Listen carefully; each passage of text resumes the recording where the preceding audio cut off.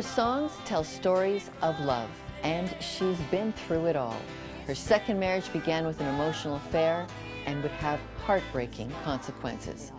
Kalita joins us now to talk about why. Well, my parents had a really rough time through their marriage, and they ended up separating. And after they separated, my father committed suicide 6 months later. So, you know, the whole separation and divorce thing was devastating in my life as a kid. So going into my first marriage, you know, I didn't have any role models. God, Jesus, a church family, that wasn't even part of my world. And so my husband and I both came from backgrounds that were very unstable. And so we both came into the marriage like really so unhealthy in so many ways, and in many ways it was doomed. You leave the first husband not long after you're married. Mm-hmm. Gord, your new husband, begins an affair that lasts 2 years. Mm-hmm. What did you grapple with as you realized the truth that was hitting you? Well, there were a few things I had to grapple with. First of all, the focus was on me. How could someone do this to me? Of course, I was devastated, and the other person involved in the triangle was actually a very good friend of mine. So it was like a double betrayal. But at the same time, I had to look at myself honestly and think of what I had done to my first husband. You know, and those were things that I had to work out inside of myself and work those out with God. Let's talk about starting to bring God into such a messy relational problem. How does it happen for you? Well, in my first marriage, God didn't exist in my life. I mean, I believed in God, but there was no relationship with Him. I never went to church except for a wedding or a funeral. But it was a few months into my relationship with Gord that we started looking for a church to attend. I had given my life back to God a couple of months prior to that, because I ended up in the bottom of a ditch in an automobile accident, and that really was a turning point for me. It's when I left my marriage, it's when I came back to God in a huge way. And so we were looking for something. I knew that I was following God, and Gord he knew that there was something missing in his life. So as two people who were now, I would say a couple, we started looking for a church.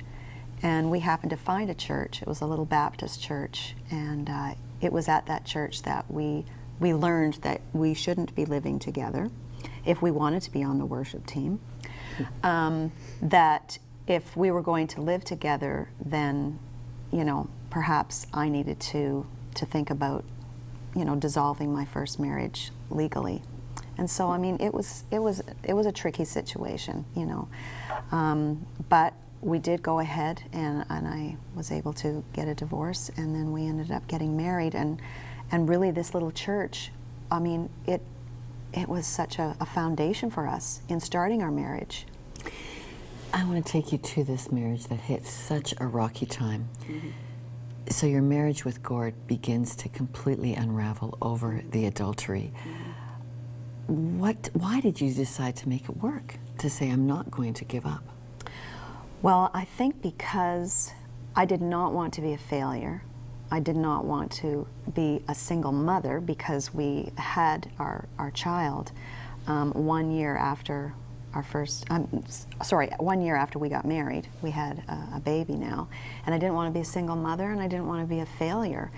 And I knew deep down inside of me, I really knew that God had put Gord and I together. I really felt strongly about that, as absurd as it might seem, you know, leaving one husband and rushing into this new marriage. I really sensed God was in it, that there was something there.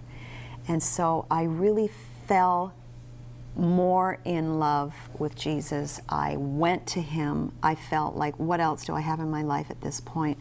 And I handed everything over to Him. And I remember specifically having this banner that was like in my head, and it said, faith, have faith. And I just pressed into that, and I called out to God.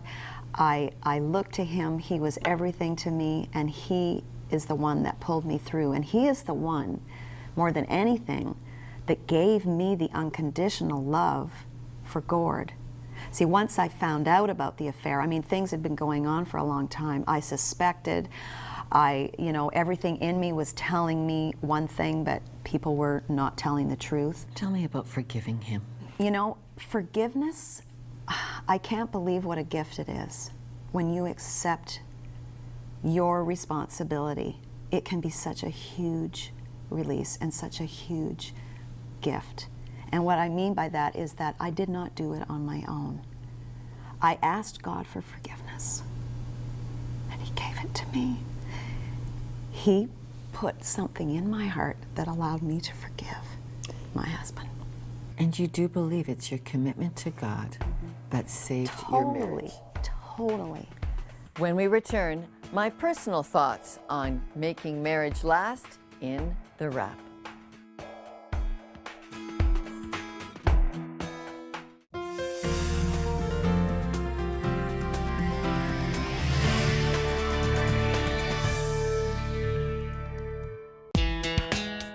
If you missed last week's show, go to our website.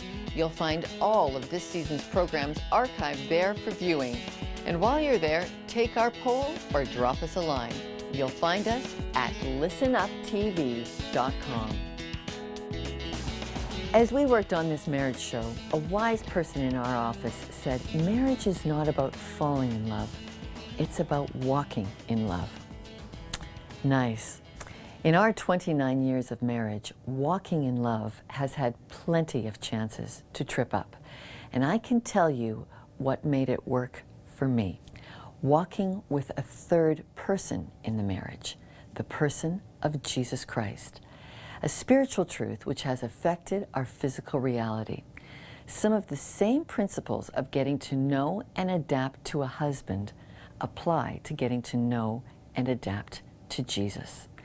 Asking to have Jesus live with you, in you, has been a pursuit.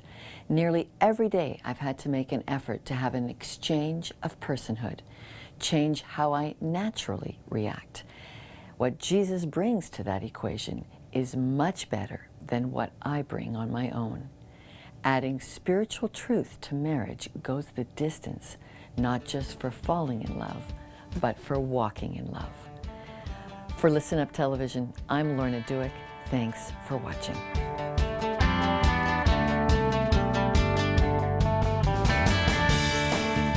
Following the Faith in Obama show, Marilyn wrote, "President Obama does inspire me. He is about making a difference. Even the inauguration was more about the people and sharing this historical moment with as many as possible." Write to us with your news and views at listenuptv.com.